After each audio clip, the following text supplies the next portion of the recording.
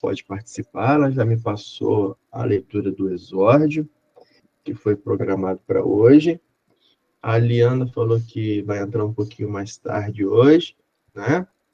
Então, eu convido a todos a nós podemos fazer o início desse nosso estudo, da continuidade do nosso estudo, do livro Missionário da Luz. Estamos continuando o capítulo 12 desse livro, estamos no 8º encontro, vamos começar o 8º encontro do capítulo 12 hoje. Então, como formatação do nosso estudo, do nosso encontro, vamos fazer a leitura do exórdio programado para hoje.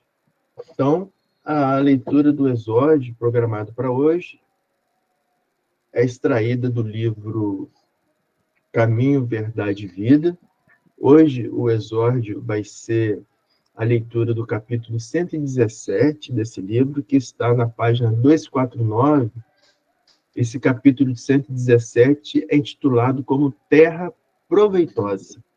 Mas antes de nós lermos o exórdio, queria convidar a todos para nós refletirmos sobre a mensagem que se encontra na nossa agenda na data do dia 9 de abril, que é hoje. A mensagem que está nessa data é extraída do livro de Emmanuel, Fonte Viva, no capítulo 161 desse livro. Então, Emmanuel nos diz que o mundo está repleto de portas enganadoras. Dão entrada sem oferecerem saída. Então, visto isso, vamos fazer a leitura do exórdio de hoje. Capítulo 117, livro Caminho, Verdade e Vida, ditado por Emmanuel, psicografado por Chico Xavier. Terra proveitosa. Por que a terra que embebe a chuva, que cai muitas vezes sobre ela, e produz erva proveitosa para aqueles por quem é lavrada, recebe a bênção de Deus? Paulo, Hebreus, capítulo 6, versículo 7. Então, Emmanuel comenta sobre essa passagem. Ele nos diz: os discípulos do Cristo encontrarão sempre grandes lições em contato com o livro da natureza. O convertido de Damasco refere-se aqui à terra proveitosa, que produz abundantemente, embebendo-se da chuva que cai incessante na superfície, representando o vaso predileto de recepção das bênçãos de Deus. Transportemos o símbolo ao país dos corações. Somente aqueles espíritos atentos aos benefícios espirituais que chovem diariamente do céu são suscetíveis de produzir as utilidades do serviço divino, guardando as bênçãos do Senhor. Não que o Pai estabeleça prerrogativas injustificáveis. Sua proteção misericordiosa estende-se a todos, indistintamente, mas nem todos a recebem. Isto é, inúmeras criaturas se fecham no egoísmo e na vaidade, envolvendo o coração em sombras densas. Deus dá em todo tempo, mas nem sempre os filhos recebem, de pronto, as dádivas paternais. Apenas os corações que se abrem à luz espiritual, que se deixam embeber pelo orvalho divino, correspondem ao ideal do lavrador celeste. O Altíssimo é o Senhor do Universo, sumo dispensador de bênçãos a todas as criaturas. No planeta terreno, Jesus é sublime cultivador. O coração humano é a terra. Cumpre-nos, portanto, compreender que não se lavra o solo sem retificá-lo ou sem feri-lo, e que somente a terra tratada produzirá erva proveitosa, alimentando e beneficiando na casa de Deus, atendendo, destarte, à esperança do horticultor.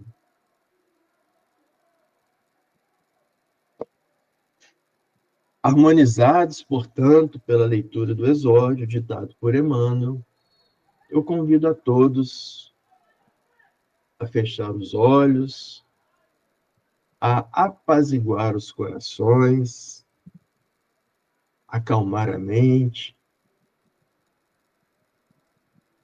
para que nesse momento agora, pela influência dos irmãos espirituais que aqui se encontram, em nosso contínuo estudo do Evangelho, tecermos graças ao Senhor por estarmos saudáveis e prontos para poder estudar e entender as entrelinhas tão santificadas que está por detrás da codificação das obras espíritas. Que consigamos, ó Pai, portanto, hoje, nesse benéfico estudo, saborear ao máximo os vossos ensinamentos, apreender o que está sendo nos transmitido pela espiritualidade que nos assessora nesse estudo, compreender ao máximo as informações aqui passadas, internalizá-las no fundo de nosso coração e aplicá-las corretamente no nosso dia a dia, no bem ajudar a todos aqueles que por nós passam e que conosco convivem. É por nesse mar de luz que nos envolve agora que pedimos permissão ao Pai para iniciarmos o estudo de hoje. Que assim seja, graças a Deus. Então vamos lá. Capítulo 12, livro Missionários da Luz. Nós paramos a página que eu estou no livro é 171, seria o antepenúltimo parágrafo. Pergunto se todos se localizaram. O antepenúltimo parágrafo começa: como não, meu amigo? Ok? Todos localizaram? Eu não tenho livro. O iPad mostrar tudo. Eu marquei semana passada, é isso mesmo. Beleza, ok. Então vamos lá. Então vamos começar. Acentuou: todo o nosso zelo no serviço de reencarnação permanece muito aquém do quanto deveríamos realizar em benefício do aprimoramento da máquina orgânica. Embora hesitante, ousei perguntar: todos os núcleos de espiritualidade superior mantêm círculos de trabalho dessa natureza? Foi Alexandre quem respondeu com delicadeza habitual. Em todas as colônias de expressão elevada, essas tarefas são desempenhadas com infinito carinho, todas as colônias elevadas. O auxílio à reencarnação de companheiros nossos traduz o nosso reconhecimento ao aparelho físico que nos tem proporcionado tantos benefícios através do tempo. Recordei, porém, que o meu pai terrestre um dia voltara à experiência carnal, procedendo das zonas francamente inferiores. Então, André Luiz, ele para e faz uma retrospecção, né? Ele lembra do pai dele. Então, ele lembra do pai, mas também lembrando dele, né? Lembrando que ele estava estupefato, que ele ficara 9 anos na região umbralínica, e quando ele conversa com a mãe dele, ele consegue conversar com a mãe dele no nosso lar, a mãe dele fala que o pai dele estava há 12 anos e ainda estava na região umbralínica. E André Luiz fica abismado, pergunta se a mãe ia visitá-lo, a mãe fala que todos os dias a mãe está lá ao lado dele, quando lhe é permitida, nessa região. Só que, devido à baixa performance vibracional dele, ele não consegue sentir a esposa ao lado, na região umbralínica. 12 anos. E aí, André Luiz recorda que o pai dele um dia voltar à experiência carnal, procedendo das zonas francas inferiores. Então, falando que o pai dele um dia foi retirado, conseguiu ser retirado com a espiritualidade de luz e voltado à reencarnação. E a gente, é bom lembrar, isso está no livro Nosso Lar, no capítulo 16 do livro Nosso Lar, escrito por André Luiz. O capítulo 16 chama Confidências. E o capítulo 16 é a segunda conversa de André Luiz com sua mãe, porque André Luiz tem 2 momentos de conversa com sua mãe.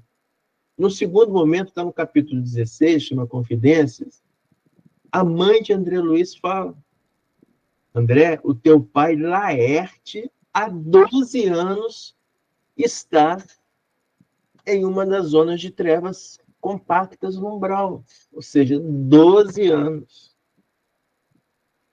Aí ela fala para André que após a morte do corpo físico do pai dele, de Laerte, a alma se encontra como vive intrinsecamente. E é interessante, né, quando ela fala que ele desencarnou do corpo físico, mas a alma se encontra como ele vivia anteriormente, ou seja, vivia em regiões tensas. E mais, o pai dele tinha 2 amantes. E essas 2 amantes, quando desencarna, imagina para que lugar que elas vão? Para o umbral. Por quê? Aprisionadas com o envolvimento do pensamento, ligadas pelo pensamento. Então, nós sempre lembramos o grande naturalista Charles Darwin, que no seu famoso livro A Origem das Espécies, escreveu repetidas vezes: a natureza não dá saltos. A natureza não dá saltos. Então, se nós desenvolvemos, enquanto encarnado, um padrão limiar de pensamento, de concepção, de vida, quando nós nos desencarnamos, nós vamos levar esse padrão conosco. Por isso que na palestra que eu dei sobre o céu, eu falo que o momento de construirmos o nosso céu é agora. O momento de começarmos a viver no nosso céu é agora. Porque se nós não começarmos a viver no nosso céu agora, construir o nosso céu e viver ele, nós continuaremos a viver quando desencarnar nesse âmbito de pensamento que nós estamos construindo aqui, né? Então, esse é o momento de construir o que nós queremos ter quando nós desencarnarmos. Então, o pai de André Luiz, ele desencarna sobre essa pesada situação de ser entregue ao vício do cigarro, né? Ao alcoolismo, bebia, a frequentar regiões de prostíbulo, a ter relacionamentos extras ao matrimônio. Então, tudo criou essa concepção energética dele. Desencarnou, levou consigo.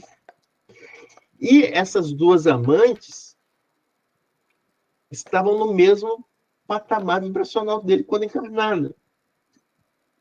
Não mudou o perfil, continuou com esse mesmo patamar, desencarnou, vai encontrar com quem? Encontrar com a amante. E ficam naquela região umbralínica com o mesmo padrão vicioso. E tanto é que a esposa do lar, tentando resgatá-lo, não consegue, porque as amantes não permitem. quando o pai dele tenta ter uma elevação espiritual um pouco na região umbralínica para tentar se recompor, as amantes puxam ele energeticamente de novo para elas, né? E isso é interessantíssimo, né? E em tal momento que ele consegue se recuperar, a espiritualidade vai e propõe a Laerte, ao pai dele, o retorno. E mais, a mãe dele, né, André Luiz, pergunta sobre como que seria esse retorno, né? E a mãe dele explica que, além de visitar frequentemente, né, Laerte, o esposo na região umbralínica, ela faz intercessões constantes junto à espiritualidade superior por Laerte. Mas não só por Laerte. Ela faz intercessão para quem também? Para as amantes.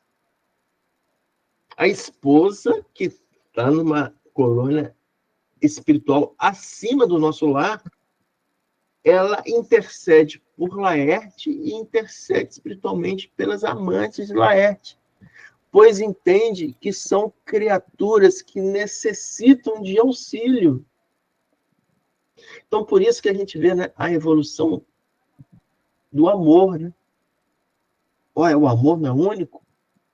Não, cada um tem uma concepção de amor no estado vibracional que ele se encontra. Por isso que os gregos tinham os vários níveis do amor, né? Os gregos tinham o amor filia, né? Tinha o amor filia que é de pai, que é de amigos, né? Tinha o amor erótico, né? Tinha o amor erótico de Eros, né? E evoluindo até chegar ao amor ágape, que é o amor incomensurável, o amor das esferas divinas. Então, os vários níveis do amor, né? Então, à medida que nós vamos alçando regiões superiores, o nível do amor, a nossa concepção vai aumentando, né? Então, por isso que tem essas transformações. Então, por isso que a mãe de André Luiz já tem essa concepção, né? Ela quer ajudar tanto o esposo quanto as amantes, porque são criaturas que precisam deste auxílio.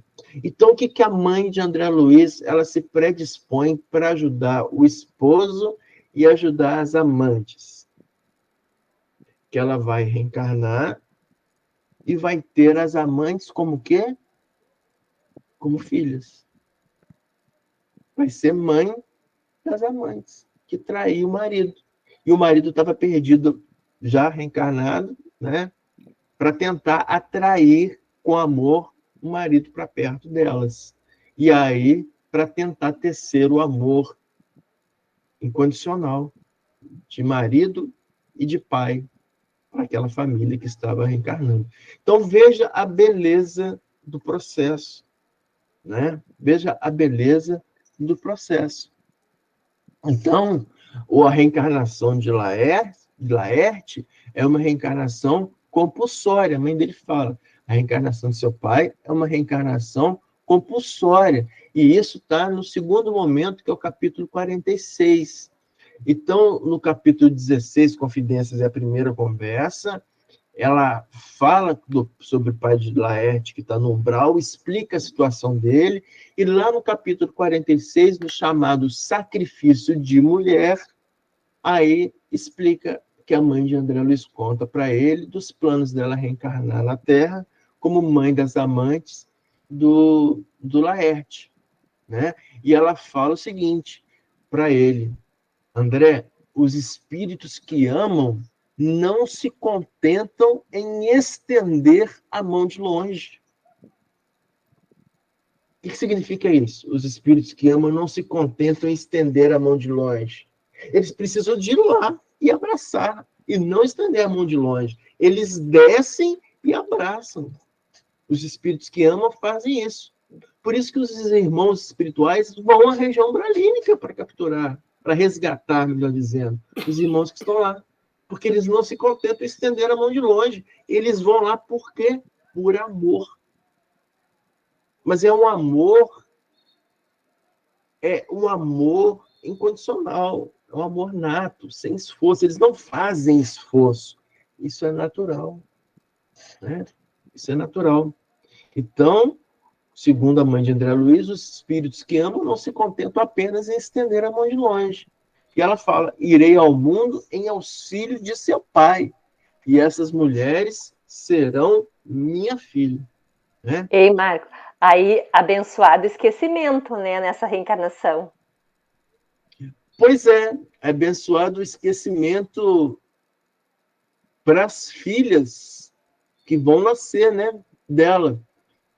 Porque ela está uma reencarnação não compulsória, uma reencarnação voluntária, né?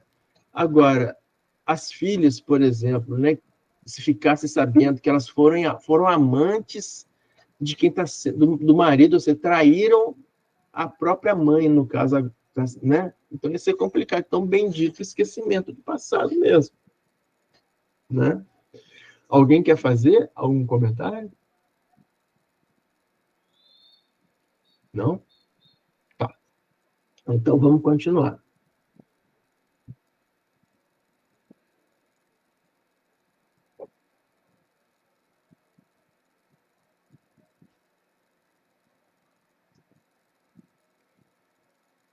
Então, indaguei. E aqueles que regressam à crosta? Então, André Luiz pergunta. E aqueles que regressam à crosta, partindo das regiões mais baixas, que era o caso do pai dele, né? Terão o mesmo generoso auxílio? Aí, Josino explica. Desejando imprimir à pergunta mais viva sinceridade, acrescentei. Então, ele vai acrescentando, André Luiz. Meu genitor, na derradeira romagem terrestre, voltou faz algum tempo à esfera carnal em condições bem amargas. Alexandre interrompeu-me o curso da frase, ponderando. Compreendemos. Então, aí o mentor dele vai explicar. Se era ele criatura de razão esclarecida, embora não iluminada, permanecia após a morte em estado de queda e não deve ter voltado à bendita oportunidade da escola física sem o trabalho intercessório e forte ajuda de corações bem amados do nosso plano. Neste caso, terá recebido a cooperação de benfeitores, situados em posições mais altas, que lhe terão endossado as promessas no serviço regenerador. Se ele foi, porém, criatura em esforço puramente evolutivo, circunstância essa na qual não teria regressado em condições amargurosas, contou ele naturalmente com o abençoado concurso dos trabalhadores espirituais que velam na crosta pela execução dos trabalhos reencarnacionistas em processos naturais. Então, falando que ele contou com a ajuda de vários irmãos espirituais para poder fazer esse trabalho de reencarnação. Em face dos esclarecimentos do instrutor, entendi as diferenças e tranquilizei o coração. Então, ele tranquilizou o coração, por quê? Porque André Luiz, naquele momento, ele compreendeu que ninguém fica sozinho. Ninguém recebe uma missão e é largado só. Quanto mais árdua é a missão recebida, maior o aporte da espiritualidade amiga a assessorar. Então, nós não tenhamos dúvidas. Quão mais pesado são os momentos pelos quais nós passamos em nossa caminhada, maior é a espiritualidade de luz que está ao nosso lado para que nós possamos render frutos positivos nesta prova. Né? Então, a espiritualidade é isso. Ela sempre está ao lado para ajudar. Mas nós temos, conforme o exórdio, abrir o nosso coração. Abrir o nosso coração Ou seja, largarmos de todo o sentimento ruim que nós carregamos, né? De todo o sentimento ruim, só assim que a espiritualidade consegue se aproximar de nós. Enquanto nós tivermos pensamentos mesquinhos, pensamentos de raiva, pensamentos de ingratidão, né? Pensamentos de maldizer o próximo, pensamentos que só permitem visualizar o lado ruim das pessoas, né? O lado negro das pessoas. Isso são sentimentos mesquinhos. Então, nosso coração não está aberto aí para a aproximação da espiritualidade que nos assessora. Agora, se nós nos permitirmos começar a tentar compreendermos o Cristo, se nós nos colocamos no intuito de estudarmos os ensinamentos do Cristo e desenvolvermos a vontade de que esses ensinamentos se tornem prática do nosso dia a dia. Por que eu digo a vontade? Porque a vontade é a primeira força, a força motriz para que algo dê certo. Primeira coisa é vontade. Eu tenho que ter vontade. Então, quando eu tenho vontade, já instala algo em mim, já começa a abrir portas para a espiritualidade. A vontade é isso. Já abrir portas para a espiritualidade amiga. Então, quando eu tenho vontade de exercer algo que vai ser realmente melhor para o meu desenvolvimento, vocês podem ter certeza que a gente começa a observar coisas perto de nós que vão nos puxando para aquilo. É impressionante a vontade. Você não falou nada, mas você tem... Eu tenho a vontade de ser uma pessoa melhor. Eu quero ser uma pessoa melhor. Então, comece a se aproximar de vocês, pessoas, para fazer convites. Eu não esqueço quando eu estava lá no meio da Amazônia, cheguei, nunca tinha ido para a Amazônia, fui ficar lá 2 anos, você vê. Fui com medo danado, né? E aí, estava no hospital, lá no meio da selva, no meio do nada, no hospital lá, que nós atendíamos a comunidade indígena no local. Na hora que eu estava almoçando, um médico sentou para almoçar do meu lado. Sem mais nada, ele falou assim: o que você vai fazer amanhã, à noite? Ele estava no lugar sozinho, já não vai fazer, né? Mas não vou fazer nada, não. Você não quer ir lá no centro comigo, não? No meio da selva amazônica. Do nada. Eu nem sabia que tinha um centro. Pessoa que eu nem conversava direito. Você não quer ir lá no centro comigo? Então, isso. Quando a gente começa a ter vontade, começa a abrir portas. Por isso, aquele velho ditado: quando o trabalhador está pronto, o trabalho aparece. Né? Então, o estar pronto é vontade, é ter o coração ávido por fazer algo. Né? Alguém quer fazer algum comentário? Não? Então, vamos lá, vamos dar continuidade.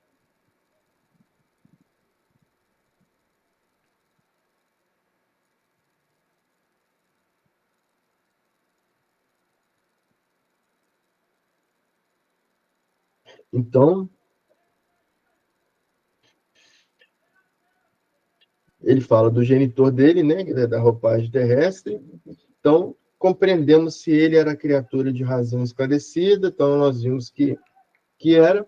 E aí, no próximo parágrafo, em face dos esclarecimentos do instrutor, entendi as diferenças e tranquilizei o coração.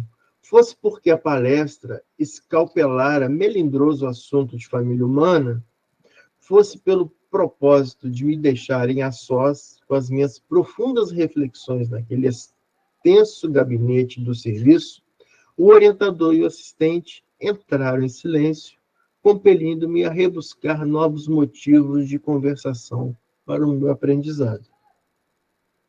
Passei, então, a observar detidamente os modelos masculino e feminino de meus olhos. Então, veja que interessante que é, né? Estava ele com Alexandre, com dois espíritos elevadíssimos. Ele faz um comentário sobre o pai dele, que estava em região umbralímica e que estava voltando à Terra, querendo saber da situação dele. A espiritualidade explica para ele. Terminando de explicar, para que o assunto não rendesse mais coisas que o coração de André Luiz, né, amargurado, poderia tecer, ou seja, comentários não edificantes sobre tristeza, que eles fizeram? Simplesmente eles se calaram e continuaram andando, para que André Luiz pudesse, então, ter um momento de refazimento de suas ideias. Isso não acontece conosco? Isso não acontece conosco, volta e meia? Volta e meia nós falamos. Encontramos com alguém, pergunta para a gente, e aí, como que está, por exemplo, tal pessoa da sua família que está doentada? E aí nós temos a tendência em que, poxa, realmente está adoentada, está sofrendo tanto, poxa, mas coitada, né? Porque a dor é tanta, não sei o... E aí vamos fazendo aquele assunto que se envolve num patamar, não é? De baixa vibração. De baixa vibração, de lástimas, não é isso? Começa aquele assunto pesado. Poderia ser isso que aconteceria com o André Luiz. Ele começaria a tecer assuntos, né? Então, o que é a espiritualidade? Simplesmente baixaram e deixaram com que ele... Então, isso é para a gente, né? Para que a gente se policie. Nós que estudamos a doutrina espírita, nós temos a obrigação de nos vigiar constantemente e vigiar aquele assunto que nós nos propomos a comentar. Nós temos essa obrigação. Poxa, Marcos, significa que eu não posso tecer comentários a respeito de doenças? Não. Nós devemos, mas nós devemos fazer o comentário, mas com a consciência, sabendo que nós somos instrumentos divinos para levar não a tristeza, levar a felicidade. E que nós temos o entendimento que as doenças, elas são necessárias em momentos de nossa vida. E que nós não devemos nos apegar à tristeza da doença, mas sim no ponto de ensinamento que a doença está provocando naquele momento. Então, é isso. Então, quando eu falei aqui do meu amigo, né, do meu amigo que chamava Marcos, que teve vários cânceres, que eu ficava impressionado, que quando eu chegava perto dele, eu me sentia pequenininho, porque ele, numa doença terminal, ele era só sorriso e positividade. Então, é a prova impressionante como que vem as lições perto da gente para a gente aprender. Se a gente não tiver o coração aberto e os olhos atentos, orar e vigiar, se a gente não estiver vigiando, a gente não aprende. Então, eu sempre olhava para ele, ele falando comigo, eu ficava me imaginando. Falei assim, nossa, gente, eu não tenho nenhum problema na minha vida e não estou com uma felicidade desse senhor. Com esse sorriso estampado nos lábios. Então, as pessoas vêm para nos ensinar. Então, nós temos essa obrigação de vigiar o tipo de assunto que nós nos permitimos a tecer com o próximo. Pois não, Bernadette? Eu tenho uma... Tá escutando? Perfeitamente. Eu tenho uma sobrinha que está com câncer de pâncreas, tem 47 anos por aí, e ela está com... Quando descobriu, já estava com metástase no peritônio e no fígado, e agora está com metástase na lombar, começou uma dor na coluna e era um tumor, né? Esse diagnóstico, em outubro, vai fazer 3 anos, que dizem que é porque o câncer é na cauda do pâncreas, né? quando é na cauda do pâncreas, é menos grave, mas também é grave, do que quando for na cabeça, sei lá, um negócio assim. Cabeça do pâncreas. E aí, eu tenho todo esse entendimento dessa questão que a gente estuda tanto, né, sempre está vendo, mas eu me sinto, não sei como falar com ela, sabe, sobre isso, porque não acreditam na reencarnação, não acreditam na lei de retorno, de que você passa por tudo isso porque é uma necessidade para passar. E aí eu pergunto, como fazer? Então, assim, eu e meus irmãos, a gente toda tarde reza o texto da misericórdia e pedindo misericórdia. É o que a gente pede. Que seja feita a vontade de Deus, seja feita, faça parte do que a gente sabe que é o plano reencarnatório dela, né? Planejamento reencarnatório. Mas, assim, falar diretamente, eu prefiro não falar, porque as pessoas não têm essa abertura para isso, porque não acreditam, certo? E é difícil, né? Quando é uma pessoa muito próxima, a gente... É isso mesmo, mas, assim, a gente só precisa, Bernadette, de ter uma conversa amiga. A gente só precisa de ter uma conversa saudável, salutar. A gente só precisa de ser positivo perto da pessoa, né? Então, não precisamos de falar, e nem devemos, né, falar. E nem devemos, eu acho que nem devemos, né? Nem devemos, né? Tá falando mas, assim, sobre isso. A gente, quando puder, estar perto, com um sorriso, com carinho, é melhor o que a pessoa precisa. E é tanto que minha filha mora em Curitiba, né, que é a nora de Isabel aí, e ela perguntou a minha sobrinha, quando era que ela vinha aqui. E eu disse que ela não sabia, mas minha filha, não sei se Isabel está sabendo, ela vai vir dia 1º, porque ela se sentiu chamada para estar com ela. Uhum. Ela vem dia 1º para visitá-la e visitar a gente, né? Uhum. Então, assim, isso é de estar perto, é como você diz, de estar perto. É uma pessoa que não elas se dão bem, mas não se vê há um tempo. Então, eu acho que é importante ela vir, ela sentiu esse chamado, depois do que ela perguntou. Tia, quando é que Clarissa vem? Eu disse, eu não sei, Cadidia, mas ela vem agora para estar um pouquinho perto dela, porque a gente não sabe até quando, né? Pois é. Então, é isso mesmo, Bernadette. Nós estamos perto, terceiro, isso com todos, né? Com todas as pessoas, né? Com todas as pessoas. Independente de... nós estamos perto e puxarmos sempre assuntos positivos, né? Positivos. Se acontecer de estarmos conversando e começar o papo, o assunto tenebroso, né? A doença. Por isso que o Alexandre deu isso daí para a gente, né? Mostrando que deu essa pausa. Então, a gente dá uma pausa, a gente respira, dá tempo para poder repensar e entrar em outro patamar de conversa. Então, é isso que nós precisamos ter no dia a dia, né? Esse vigiar das nossas conversas e daquilo que nós permitimos que coloquemos para fora, né? E aí, meu genro, ele disse a ela, você tem que visitá-la em vida, não é depois da morte, porque depois da morte vai só por uma questão de convenção, né? Uhum.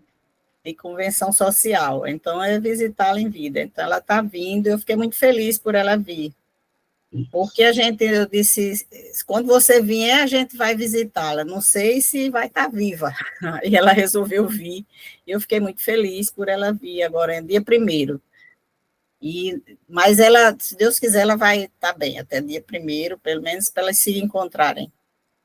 Pois nós quando estamos sãos, né, nós gostamos que as pessoas venham até nós, que cheguem bem até nós, né? A gente gosta que chegue uma pessoa para não conversar com a gente.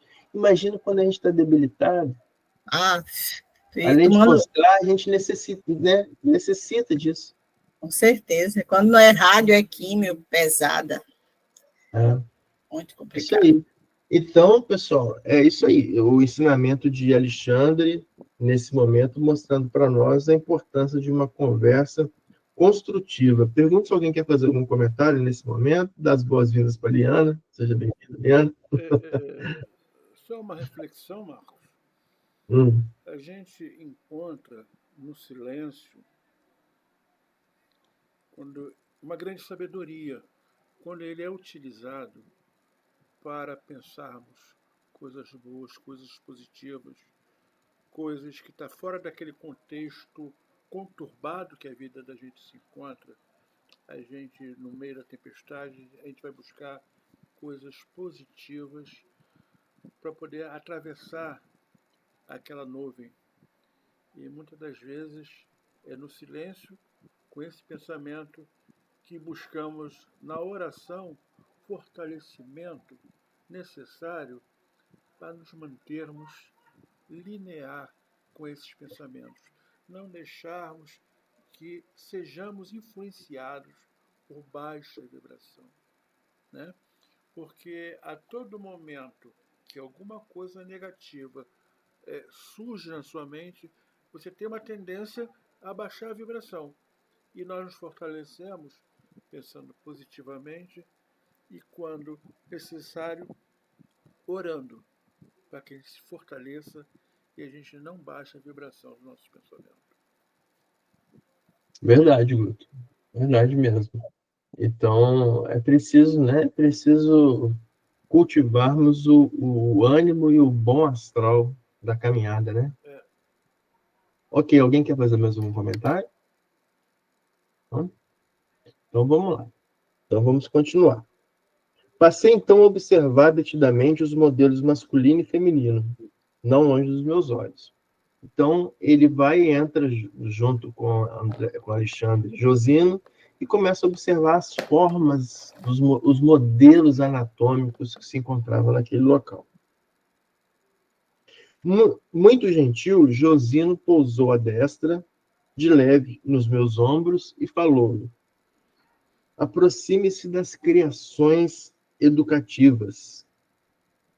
Você lucrará muito observando de perto. Então aqui eu paro, porque essa frase aí é para a gente, né? Aproxime-se das criações educativas, para que a gente se aproxime das lições educativas, né? Nós lucraremos muito se nós observarmos as lições educativas que se nos aparecem, se nós observarmos de perto. Então, se nós cultivarmos os olhos atentos, se nós cultivarmos isso, no dia a dia, deixar os olhos atentos aos ensinamentos que aparecem para nós, aparecem tanta coisa para a gente aprender, gente. Do mínimo, como dizem, do alfinete ao foguete, né? Do mínimo ao máximo. Os ensinamentos que aparecem para nós, desde as leis da natureza, ensinamento da natureza, que está perto de nós, ensinamentos de pessoas que passam por nós, que nada, é impressionante, né? Nada é por acaso, assim, mas a gente tem que ter certeza disso, a gente tem que acreditar, mas não é uma crença abstrata, é uma crença física, né? Nós estamos na era da inteligência artificial, né? Da inteligência artificial. Então, o que é inteligência artificial? É mostrando como tudo pode estar correlacionado, né? Os algoritmos, né? Algoritmo é isso, vai cruzando todas as informações e em milésimos de segundo chega para nós. Se o que é criado pelo homem é assim, imagina o que é criado por Deus, esse universo fabuloso. Então são algoritmos, são algoritmos divinos. As pessoas se entrelaçam por algoritmos, por relações já pré-estabelecidas anteriormente. A gente estuda isso no planejamento reencarnatório, né? Então, nós estudamos o livro Entre o Céu e a Terra, né? Quem estava presente nesse estudo era até o Wellington, que dividiu o estudo comigo. O Wellington fez, você lembra, Guto? Ele fez aquele mapeamento das ligações entre os vários personagens de reencarnação do livro, mostrando que um estava cruzando com o outro anteriormente, na encarnação passada, na encarnação futura. É assim. Então, as pessoas que convivem conosco no ambiente de trabalho, a pessoa que esbarrou em nós, nada é à toa, sempre tem alguma coisa ali que a gente pode aprender naquele momento, sempre. Volto a falar do jardim que eu faço, que a gente chama de jardim da felicidade lá para os pacientes. De manhã, eu trabalhando, aí passa 6 horas da manhã que eu estou lá, já passa os pacientes.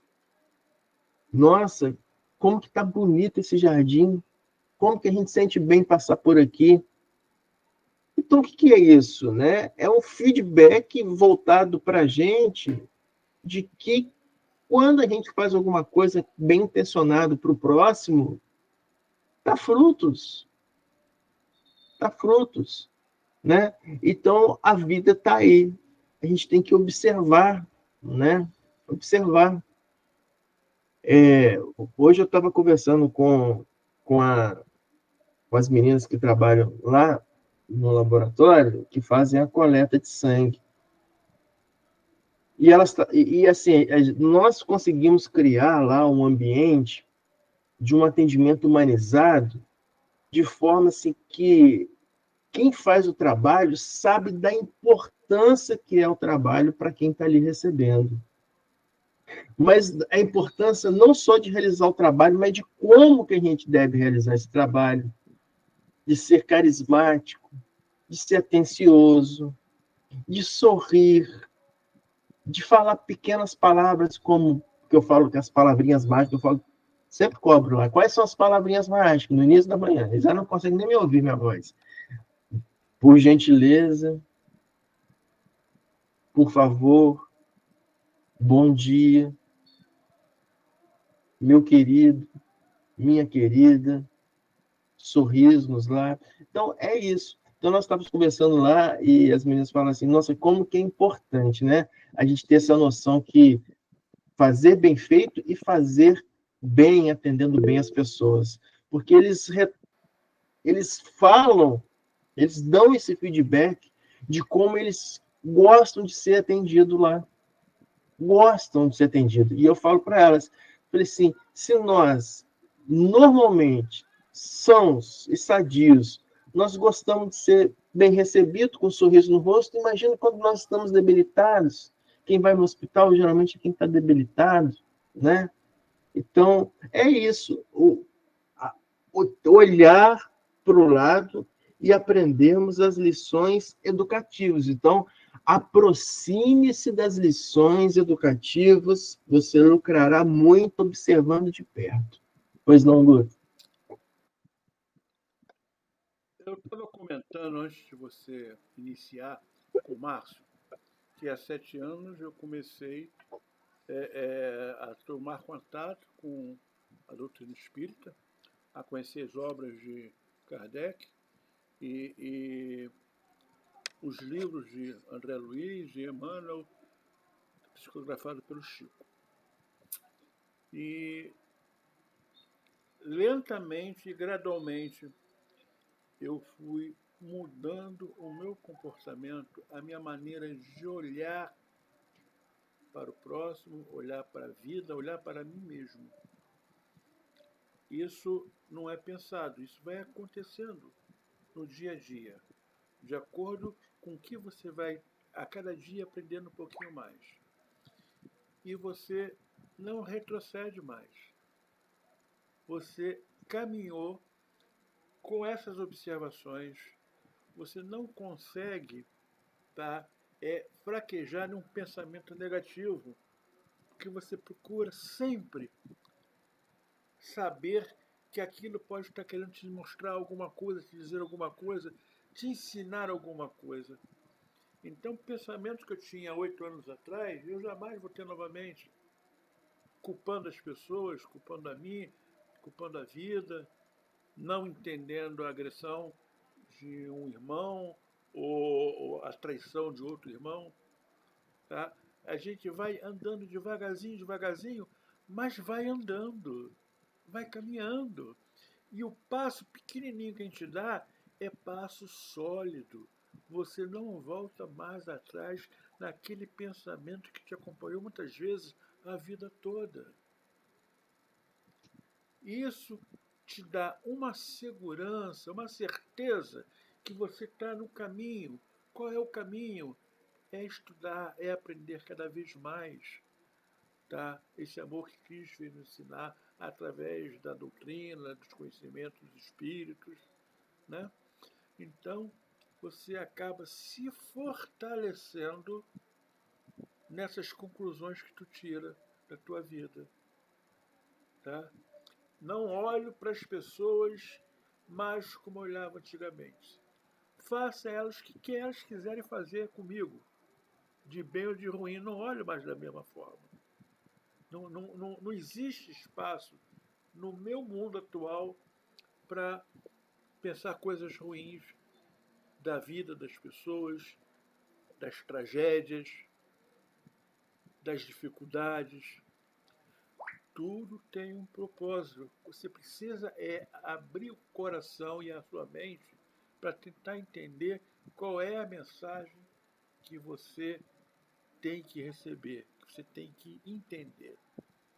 Pronto, eu queria dar esse recadinho. Verdade, Guto. Excelente. É isso aí mesmo que você falou, né?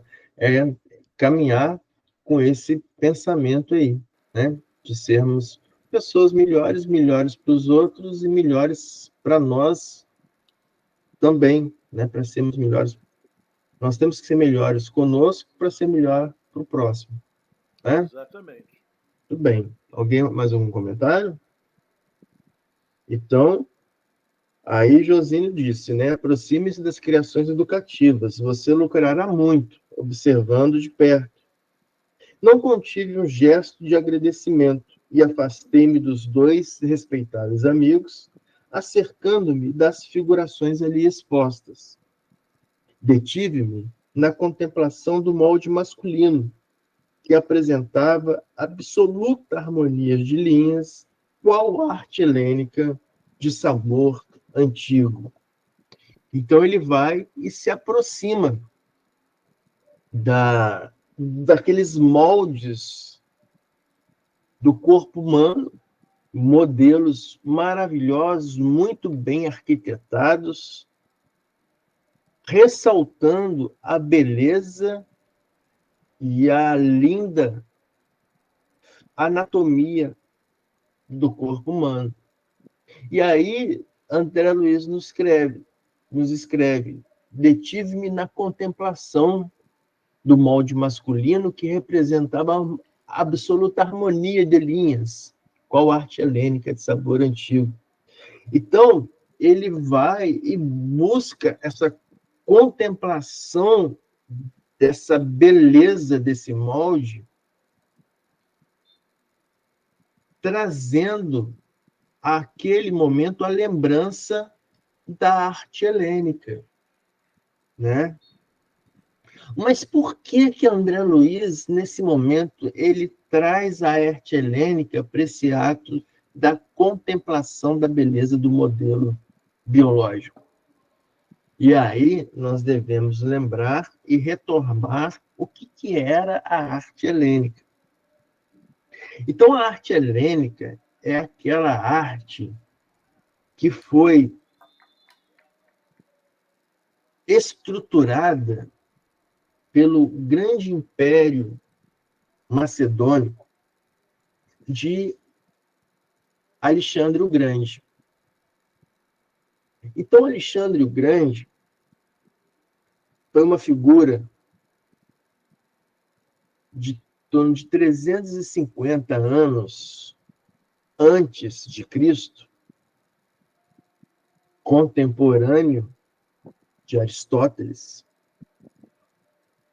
e esse personagem, Alexandre o Grande, ele recebe do seu pai, o rei Filipe I, da Macedônia, recebe, após a morte de seu pai, o reino da Macedônia. Por que eu estou lembrando isso? Porque naquela época, antes de Cristo, há 350, 400 antes de Cristo, as cidades gregas eram conhecidas como polis gregas. Eram várias cidades-estados que compunham a Grécia. As mais famosas, Atenas e Esparta, né? As mais famosas cidades. Então, compunham. E as cidades do norte ficavam meio que afastadas da Grécia como um todo. E uma dessas cidades do norte, desses estados do norte, era a Macedônia. Então, Filipe I, o pai de Alexandre, ele vai, é uma figura que ele vai e começa a conquistar as cidades gregas e formar um grande império macedônico, com as cidades gregas. Reúne toda a conquista e forma um grande império macedônico ali das cidades gregas, juntas. E o pai dele, esse rei, esse Filipe I, ele era um cara que tinha uma visão muito à frente daquela época. E o filho dele, Alexandre, quando menino, ele vai buscar, para educar o filho dele,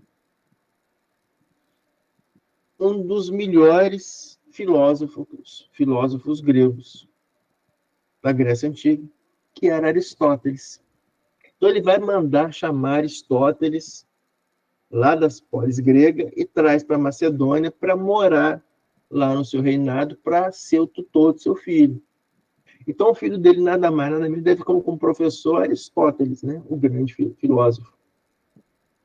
E por que isso casa com o Espiritismo? Porque quem foi o professor de Aristóteles foi discípulo de Platão.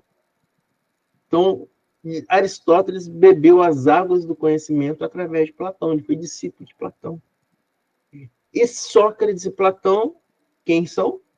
Os precursores da doutrina espírita. Está lá na introdução do Evangelho segundo o Espiritismo, item 4, Sócrates e Platão, os precursores da doutrina espírita. Então, Alexandre o Grande, na verdade, ele foi aluno de Aristóteles, que foi um dos alunos dos precursores da doutrina espírita, colocando, então, o Alexandre com essa visão ampliada. Então, Alexandre cresce sobre essa tutoria de Aristóteles. Quando o pai dele falece, ele assume o reinado da Macedônia, já com a Grécia já sobre os cuidados dele, as polis gregas, e começa, então, a espalhar o grande império de Alexandre, conquistando várias outras cidades e outros vários estados, países. Então ele conquista o grande império persa, faz a fusão da Grécia com a Pérsia, conquista o Egito, né? Vai no Egito e conquista o Egito, então vai formando um grande império. E quando ele vai formando, alastrando esse grande império, ele leva a cultura grega, que era uma cultura maravilhosa, e espalha essa cultura grega pelos diversos locais que ele vai conquistando. E quando Alexandre ele falece, ele desencarna em 323 a.C., quando ele desencarna, os generais assumiram o comando das várias terras conquistadas, faz com que a cultura grega ela se misture às culturas das terras conquistadas. Então faz um acasalamento de cultura. Então nesse acasalamento cultural, forma uma cultura maravilhosa que que a história chama de cultura helênica. Essa cultura maravilhosa. Mas de onde vem o nome helênico, né? Então, helênico vem de Elas. Os gregos, então, Elas, era com H, os gregos chamavam a terra dele de Elas com H. E como ele chamava a terra onde eles moravam de Elas, eles se consideravam como helênicos, ou seja, aqueles que habitam na Elas, na terra chamada Elas, helênico. Então, os gregos eram chamados de helênico. Então, a cultura helênica é essa cultura da terra Elas que eles espalharam pelo mundo, né? E aí vem André Luiz nos lembrando que essa maravilhosa dessa arte helênica, que é extraída lá da terra Elas de Grécia, da Grécia Antiga, que foi espalhada e fundida com outras culturas do mundo, permitia, fazia, essa cultura, ela fazia com que o olhar de quem tivesse como espectador das obras dos artistas tivesse um olhar muito mais além daquela obra. Então, a obra tinha que ser tão bela que cultivava no observador aquele olhar que atravessava a obra no fundo. Então, por isso que naquele momento, a André Luiz, ele está olhando aquelas imagens e está entrando nas imagens com seu olhar. Então, ressuscitando aí essa inspiração da arte helênica no mundo. Pergunto se alguém tem algum comentário a fazer nesse momento. Não? Ok. Então, eu convido a nós pararmos nesse ponto. Vamos fazer a marcação aqui. Então, paramos na arte helênica, sabor antigo, e vamos começar o modelo estruturado Estruturado em substância luminosa, tá? Excelente. Então, Marcado. terminando por aqui, a Liana, como não estava presente no início, nós convidamos a Liana para poder fazer a prece de finalização do nosso encontro. Pode ser, Liana? Pode ficar à vontade.